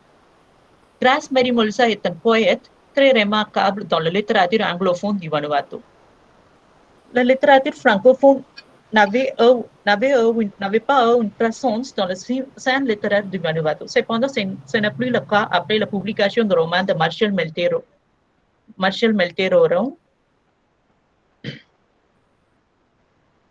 en 2007. Marshall Melterorum, il est d'abord un chanteur, un musicien, un interprète et un conteur. Il devient premier écrivain romancien francophone du Vanuatu avec son premier roman Tohan, publié grâce à l'Alliance française de Port Vila. Alliance française Port Vilas. Ce roman met en échec la jeunesse à peur de repère entre la vie mélanésienne et le modèle occidental. L'appréciation de GMJ Le Cléchio pour l'auteur mène à la réédition de ce roman avec l'avant-propos de Le Cléchio en 2009. En 2013, il a publié son deuxième roman, Nahema.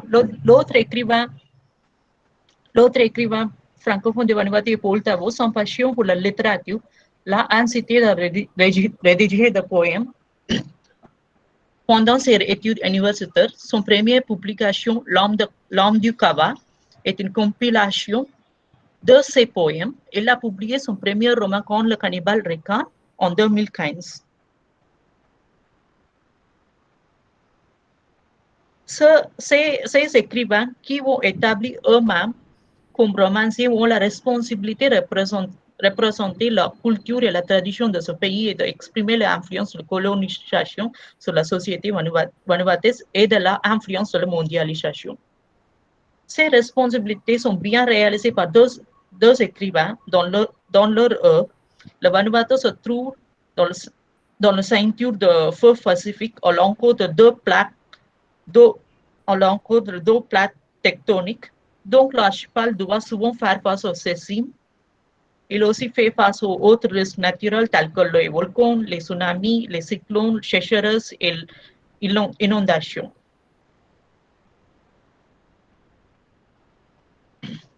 Deux cyclones récents aussi causent un dommage immense au Vanuatu et les tremblements de terre sont aussi fréquents.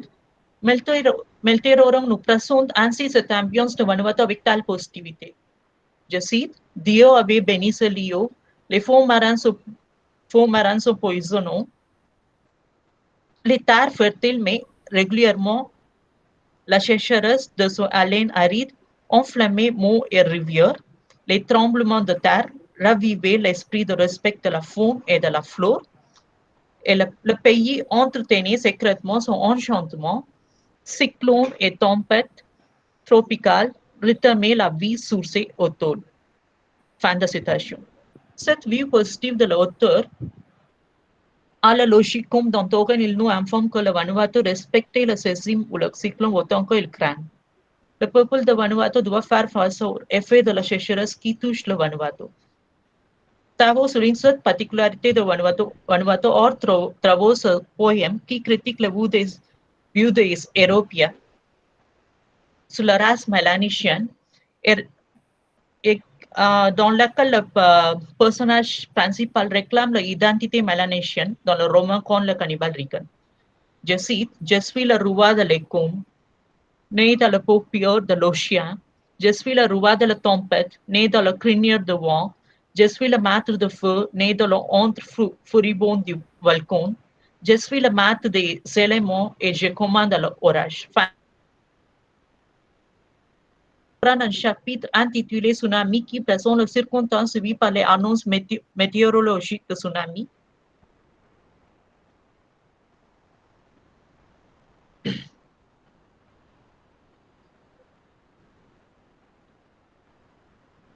Tous les deux auteurs, deux écrivains ne sont pas contents de la civilisation capitaliste qui régnait dans leur pays. Tous les deux pensent que l'argent devient le maître de la société capitaliste. Melterorong remarque dans Togan, l'argent, je cite, l'argent était devenu l'objectif, le grand villa et ce citadine. Fin de citation. Tavo dans le roman aussi exprime sa préoccupation à l'égard de la société sous l'emprise de l'argent. Je cite, valeurs humaines sont désormais conditionnées dans cette modernité par l'argent. Fin de citation. Tous les deux aussi parlent de l'influence de la mondialisation dans les sociétés. Comme Melterorong nous dit de la société vanuatuaise contemporaine, la société en constante évolution est garnie par la surconsommation des produits venus d'ailleurs. Tavo, depuis l'attirance du peuple vers un magasin qui vend principalement des produits importés, il aussi s'inquiète de l'anéantissement des petits commerces dû à la mondialisation des commerces.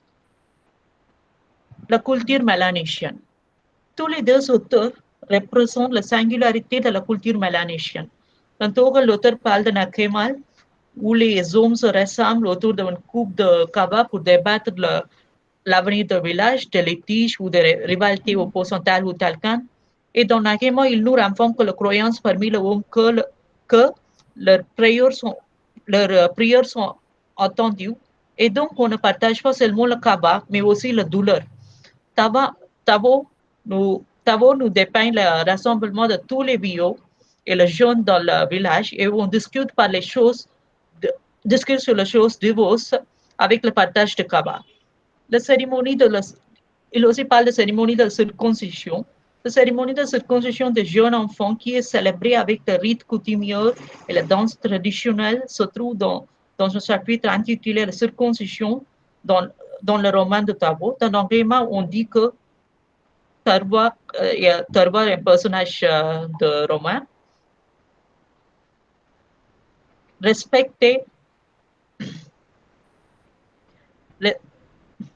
Désolé. Tarwa qui respectait les lois ancestrales prend conscience de l'importance de la conservation des us et de biens lors de cérémoniales de jeunes circoncisés à travers la parole des chefs. Tous les villageois possèdent un jardin dans la culture mélanésienne. Le père de William avait un jardin d'où il recueille des fruits et des légumes pour la consommation et aussi pour la vente. Dans le village de Lampa, William peut retrouver le même fleur couplée aux fleurs parfumées des orphelins, qui est le proof de tous les villageois avaient un jardin.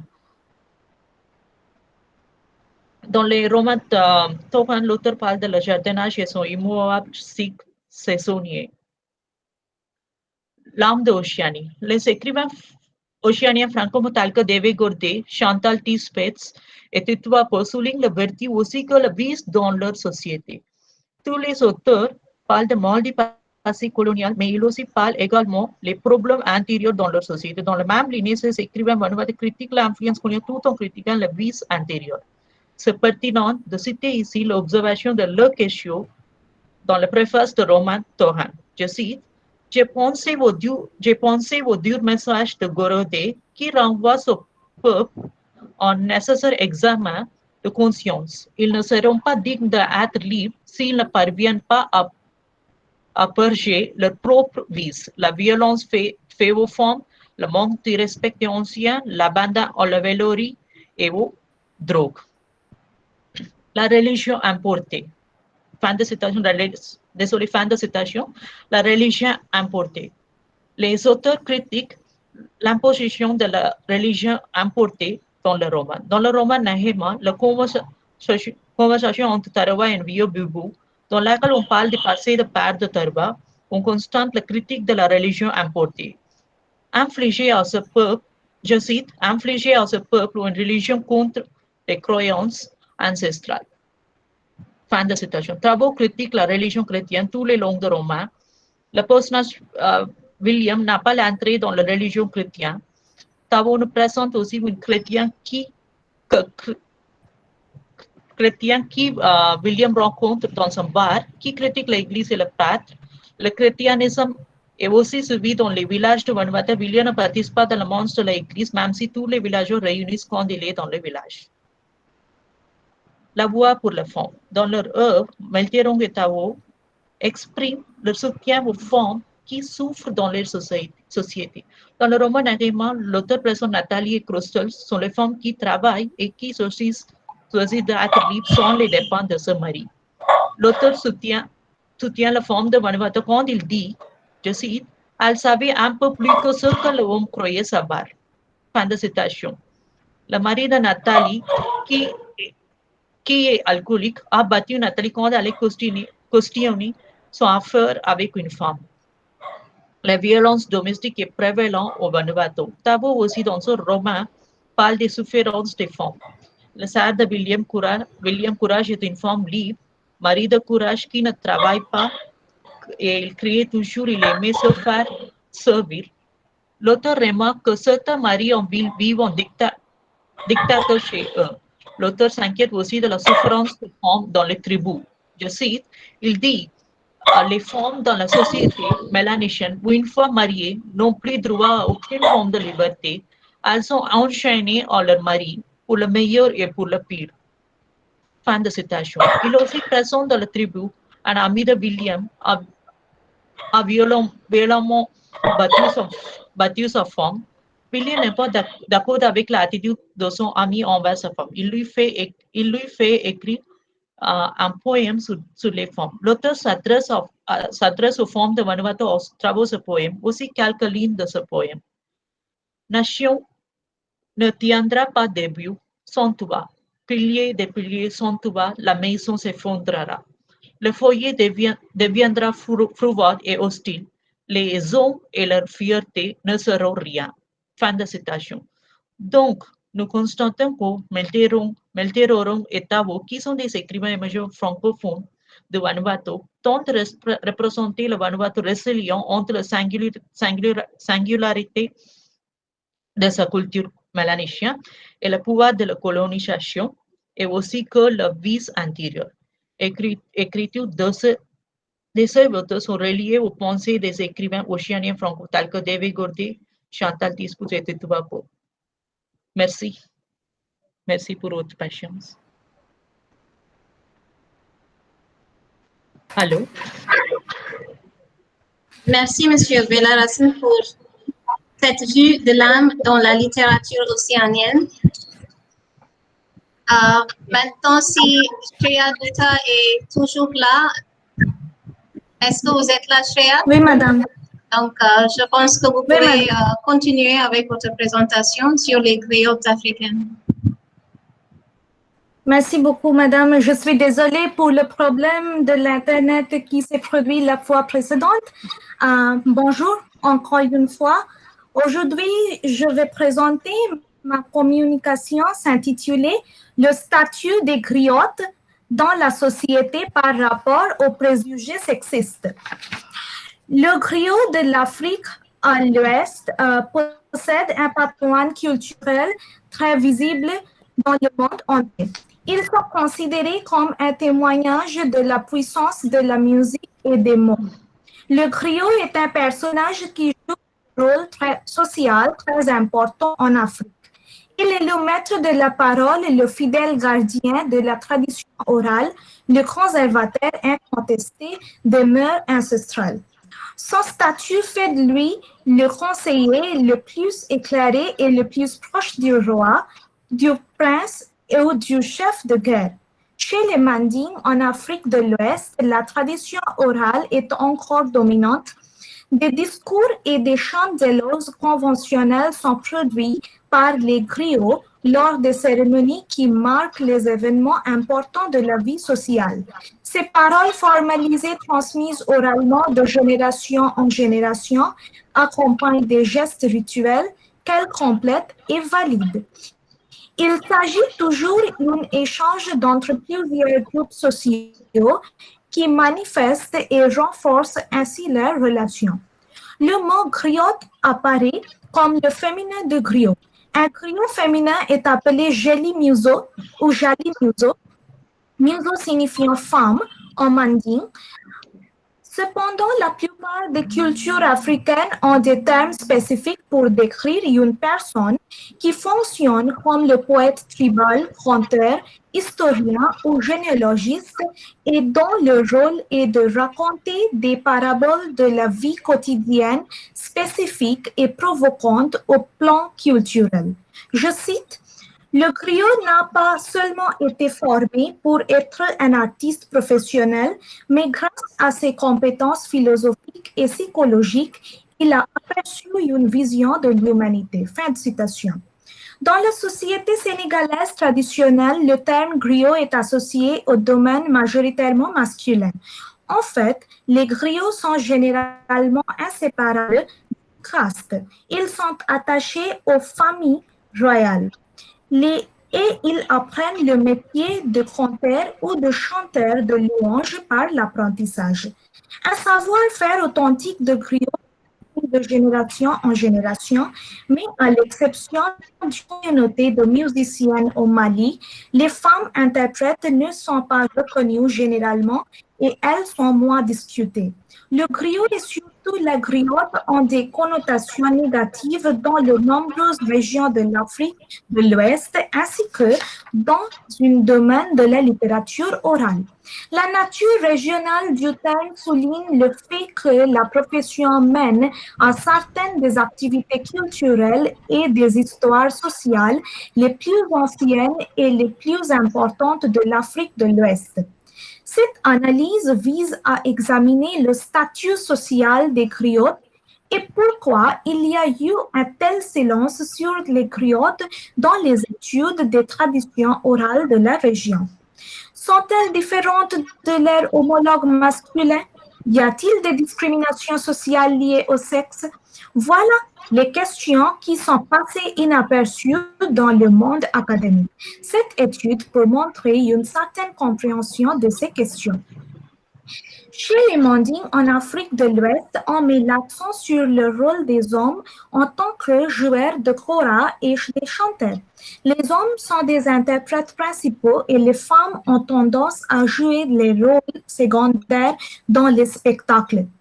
On dit cependant qu'un spectacle n'est jamais complet sans une griotte, mais elles sont considérées comme des artistes qui jouent des rôles secondaires lors d'une représentation.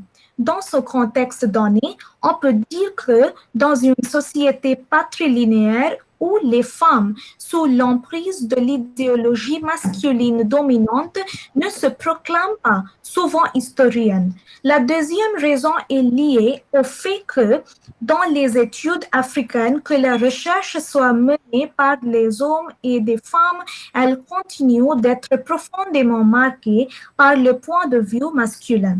Barbara Hoffman voit une différence de classe plus accentuée et fondamentale. On considère les griots comme une classe inférieure dans les couches sociales africaines. Pour le griot, son œuvre est vivante et un élargissement de la réputation du noble. Pour le noble, elle peut parfois gêner et embarrasser. Lorsque l'on combine les préjugés sexistes et la discrimination de classe, la position des griots se déplace vers le bas de l'échelle sociale et les femmes peuvent disparaître de la vue des hommes nobles. Un tel préjugé conduit à une incompréhension sur la complexité de ce sujet particulier. Hoffman conclut que, je cite, si la position de domination sociale du noble sur le griot est trop soulignée dans la littérature, on sait peu comment le pouvoir des griots s'exerce sur les nobles. Fin de citation. Selon la construction sociale, il est fondamental dans la tradition des jalis que les hommes jouent d'un instrument de musique tandis que les femmes chantent. Bien sûr, les hommes chantent aussi, mais les voix des femmes sont préférées, surtout lorsqu'il s'agit de chanter les louanges encadrées par des paroles improvisées en retraçant les origines et l'histoire, les différents patronymes familiaux. Les griottes accompagnent des griots en applaudissant, parfois en jouant de la barre de percussion de fer. D'une autre manière, on peut dire que les femmes sont la véritable star du Mali. Anne Raphaël Anne Raphaël racontait d'un voyage dans la région de Sénégambie et il a fait une comparaison des griots avec les bardes et minstrels du Moyen-Âge européen. Dans son reportage, il mentionne à plusieurs reprises les rôles des interprètes masculins et féminins, ce qui est différent de l'image déformée des griots d'aujourd'hui. Les griots et les griottes rédigent des généalogies, chantent des louanges, composent des chansons, racontent l'histoire et exercent un rôle de porte-parole. Mais avant de se présenter en public, ils doivent suivre un apprentissage rigoureux. Bien que toutes les femmes qui chantent ne soient pas des griottes, même si l'on est dans la profession, elles doivent suivre le chemin de l'apprentissage. En les écoutant, on apprend de quelqu'un d'autre qui connaît, des frères, des sœurs, des parents ou quelqu'un d'autre qui joue. Les apprenants assistent aux cérémonies avec eux. À un moment donné, ils participent aussi. D'abord, ils commencent à chanter en groupe, puis progressivement, ils chantent comme le chanteur principal de louange ou comme narrateur. Chez les Mandés, si un homme maîtrise l'art du griotisme, il devient Nara, qui est un titre honorifique dans la société des griots. Une femme peut aussi être Nara. C'est une personne qui a le pouvoir de la parole et qui peut chanter des chansons historiques aussi bien que des chansons de louange. Mais il est difficile de trouver une Nara féminine.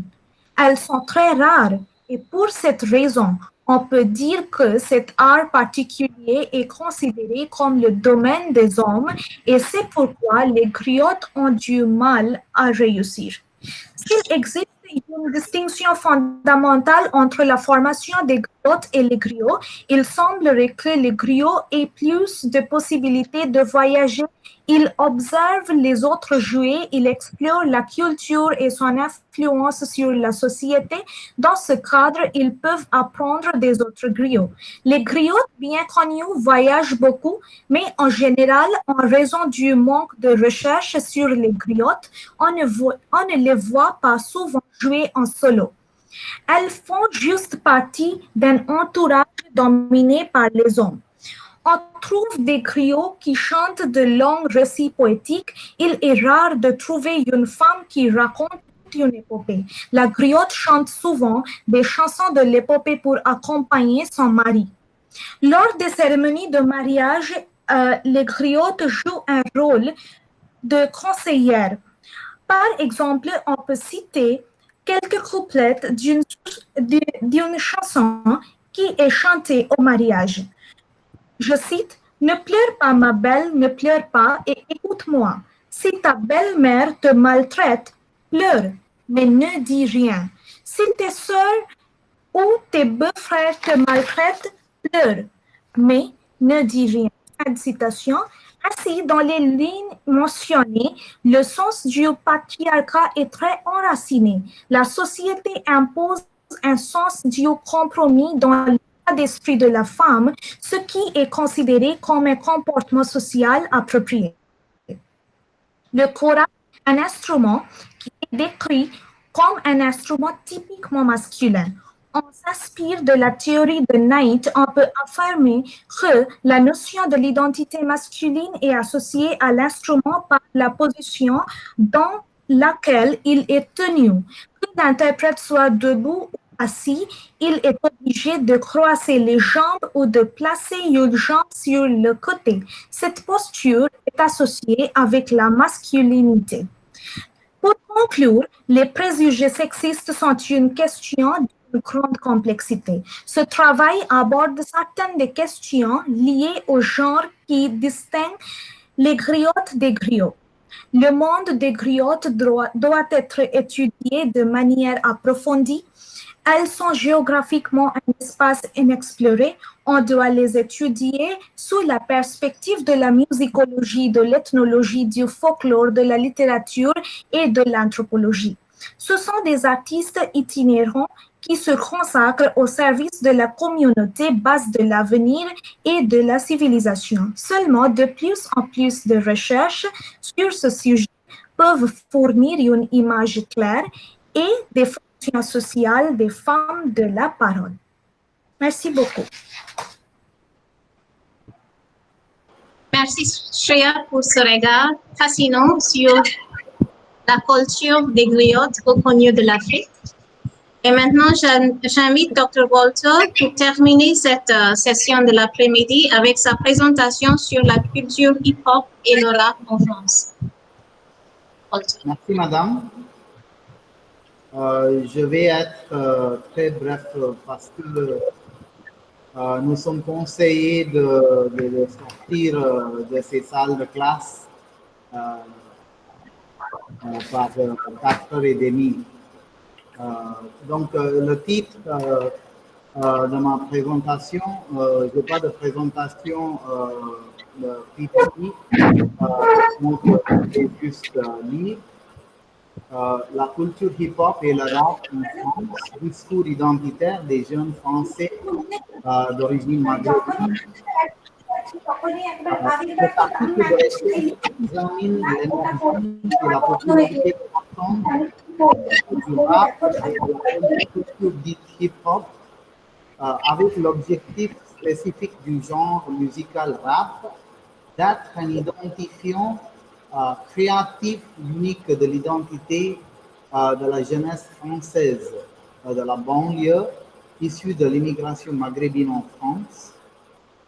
Et ma recherche propose aussi une introduction à de nombreuses formes d'expression des cultures hip-hop, le rap d'abord, et on a aussi la danse hip-hop et le graffiti, etc. Depuis son arrivée en France, le rap connaît un succès immédiat et croissant sans cesse, passant d'un sans résistance à devenir le deuxième marché mondial après les États-Unis. Tout comme le rap américain a traversé les frontières, le rap français a influencé les artistes du reste du monde francophone. Les chansons soulèvent un certain nombre de préoccupations critiques pour les jeunes Français d'origine maghrébine et presque tous les musulmans vivant en France, notant les représentations islamophobes et racistes dans les médias, les migrations, la violence policière et la discrimination sociale contre les jeunes des banlieues. Donc, je vais passer au contexte de la recherche. Depuis les dernières décennies, la jeunesse musulmane d'origine maghrébine en France subit l'effet de la stigmatisation et de la ségrégation de la population ensemble. Cette minorité ethnique est stigmatisée basée sur plusieurs caractéristiques physiques, leur accent, la langue, la religion et l'appartenance ethnique musulmane en général, indépendant de l'histoire coloniale spécifique au Maghreb. Et quand je me réfère au Maghreb, je dois spécifier en particulier les trois pays de l'Algérie, du Maroc et de la Tunisie, c'est-à-dire les trois pays mentionnés qui viennent sous le titre du Maghreb central ou le Petit Maghreb.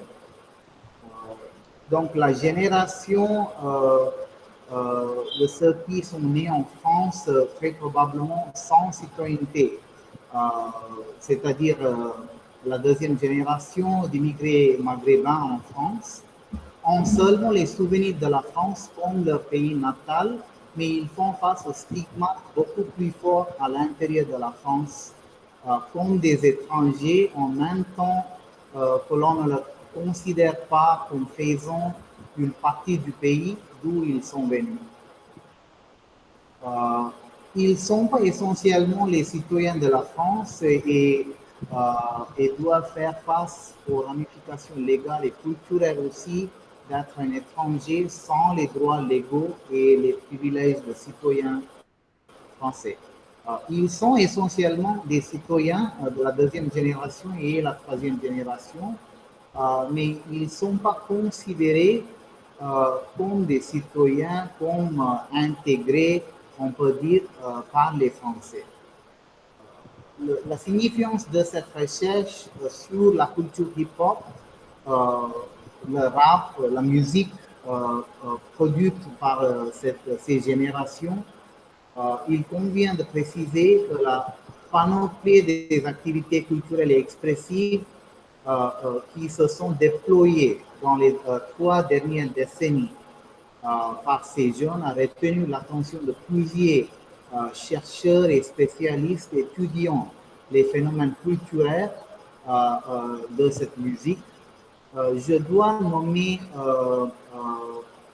3 auteurs et j'ai choisi ces auteurs spécifiquement à cause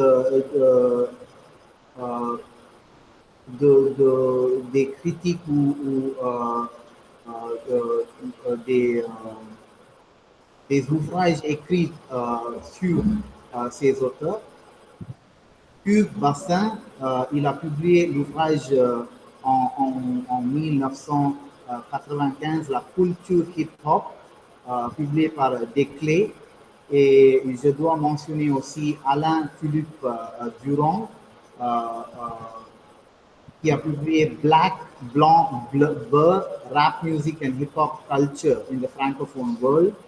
Et il y a aussi un excellent article par Valérie Orlando, From Rap to Rye in the Mixing Bowl, Burr Hip-Hop Culture and the Banlieue Cinema in Urban France, in the Journal of Popular Culture. Donc, Ce sont des ouvrages que j'ai utilisés dans cette recherche. Le rap a joué un plus grand rôle dans l'expression des sentiments, des pensées et des désirs des communautés minoritaires en France. Cette partie, c'est la revendication identitaire de la culture hip-hop et le rap. Foyer à la plus grande culture hip-hop à l'extérieur des États-Unis, le hip-hop de la France, semblable à celui dans les États-Unis, est venu de la minorité urbaine pauvre.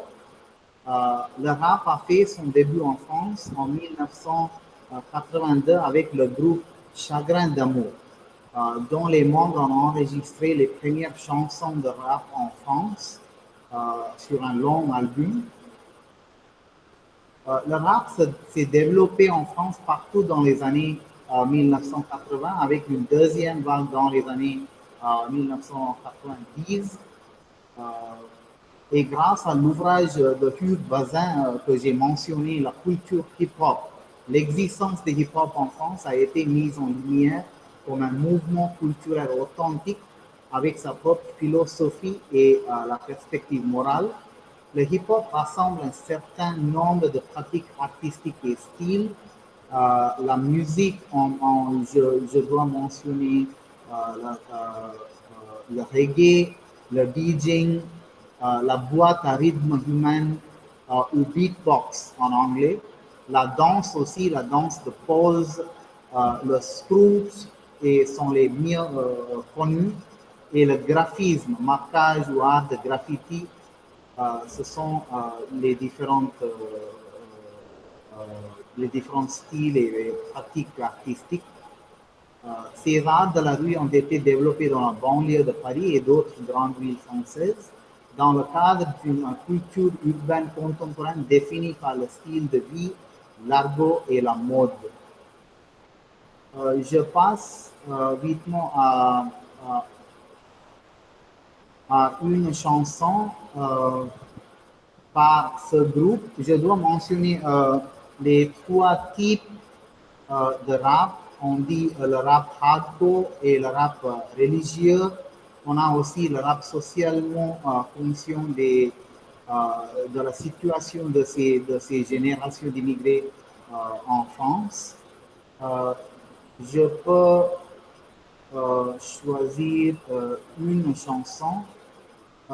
C'est une chanson très violente de colère et encore une déclaration du pouvoir de l'intérieur de cette communauté. Je vais lire les paroles. Donc, ce sont des paroles très fortes. Tout le monde veut s'allumer, tout le monde veut se la mettre.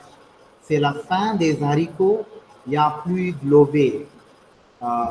93 hardcore. Levez les bras si vous êtes fort. Dans mon 93, c'est le numéro du bâtiment.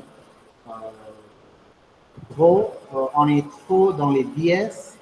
Quand on baise, c'est des putes à 100 feuilles, pas nos 5 doigts. Enculé, moi j'ai grillé ton plan macabre. Plus de jeunes à la mort, ça fait moins de jeunes à la barre. Donc le message dans cette chanson frappe à la porte avec la grossièreté directe et dure de la parole. Par exemple, la ligne « Je baiserai la France jusqu'à ce qu'elle m'aime ». Donc, vous pouvez voir. En fin de compte, cela veut dire « jusqu'à ce que je réussisse à faire m'aimer la France ». C'est une chanson de désespoir de la troisième génération de cette population en France, la jeunesse qui a grand besoin de reconnaissance et fera tout ce qu'il faut afin de l'avoir. Et je fais mention de cette chanson et ses paroles spécifiques pour donner un exemple de la colère qui existe dans les banlieues. Cette chanson et vidéo de musique, toutes les deux montrent le spectacle des gangs où le phénomène de fraternité existe dans les banlieues. C'est un lien formé à cause de leur position sociale, aussi bien que dans la différenciation de la culture française courante et par contraste avec d'autres groupes des banlieues. Comme des étrangers, ils sont marqués par des caractéristiques plus sombres, par l'accent, par la classe. C'est ce que j'ai déjà dit au début. La musique est fortement associée à la violence et le rap incite la violence par des paroles et des images dans des vidéos de musique. Un groupe de rap célèbre de la banlieue est un groupe dont le nom propre est de mauvais goût et expressif de colère. Par exemple, je vais choisir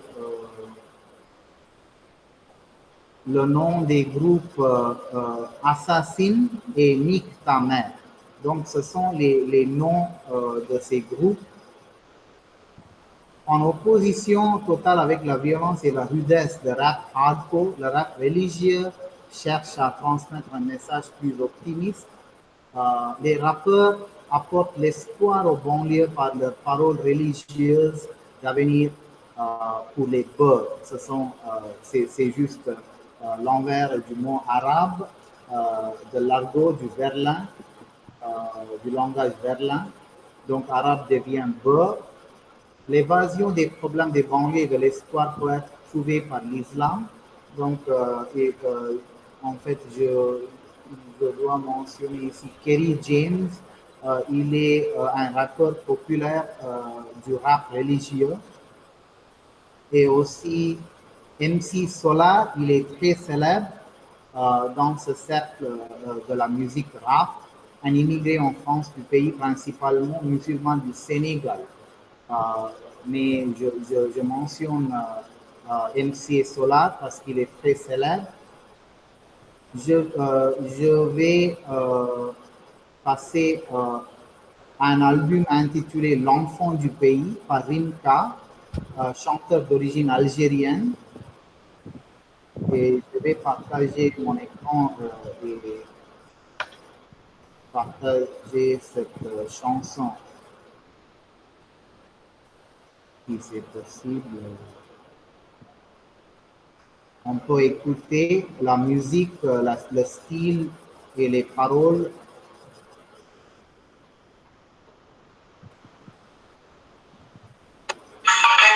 اسمع خويا ترجي نعرف هيك فرح نديرو هنايا في الدنيا هنايا فيه لازم نعاونو لا فامي لا دراهم لا خدمه فرح نزوجو مش مستقبل لينا مش مستقبل لينا موافق مش مستقبل لينا تقول كوش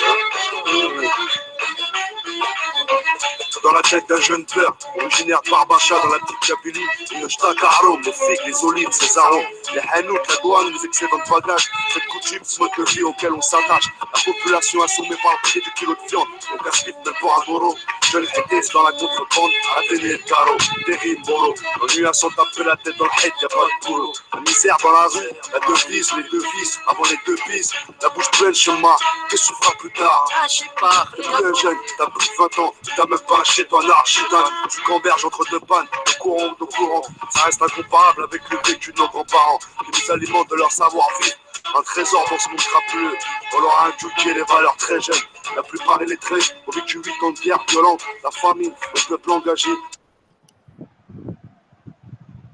Je vais juste lire les paroles dans la tête d'un jeune beurre originaire de Barbacha dans la petite Kabylie.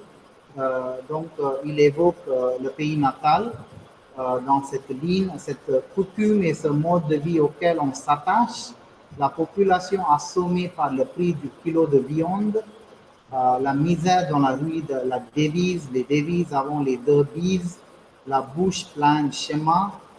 T'es plus un jeune, t'as plus de 20 ans et t'as même pas un chez toi. Nal, Chétan, ce sont les noms. Tu gamberges entre deux pannes de courant et d'eau courante. Cette situation, il explique la situation dans la banlieue, ça reste incomparable avec le vécu de nos grands-parents. Donc, en utilisant les rimes et d'autres paroles très fortes, il évoque tous les éléments essentiels de cette musique rap. Je conclus maintenant.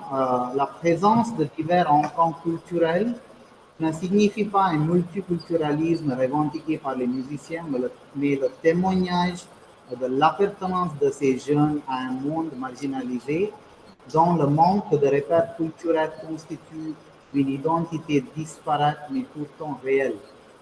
La plupart des rappeurs récents montrent à travers leur musique et paroles l'existence d'une génération hybride sans racines réelles ou plutôt avec des racines flottantes, dont l'identité se définit sous le regard de l'autre comme celle d'une minorité dérangeante d'étrangers à leur propre pays.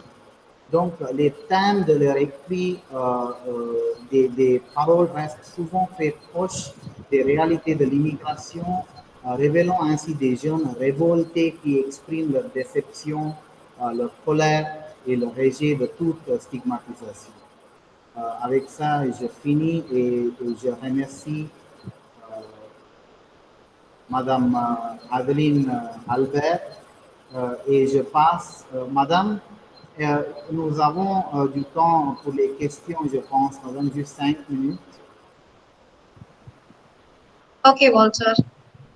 Est-ce que l'audience a des questions?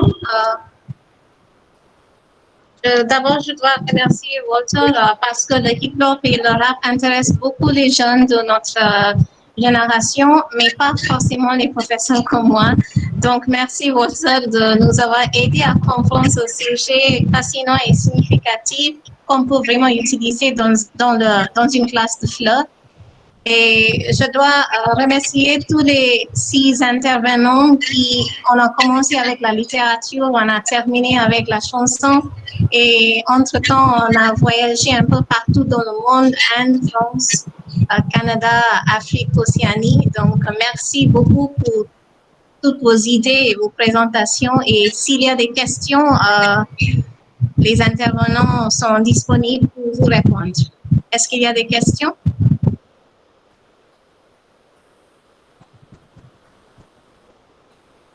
Non, Walter, je ne pense pas qu'il y a des questions, donc je vous passe la parole. Maintenant, je passe la parole à mon collègue Dr. Chinmoy Pritam pour donner les remerciements. Pritam.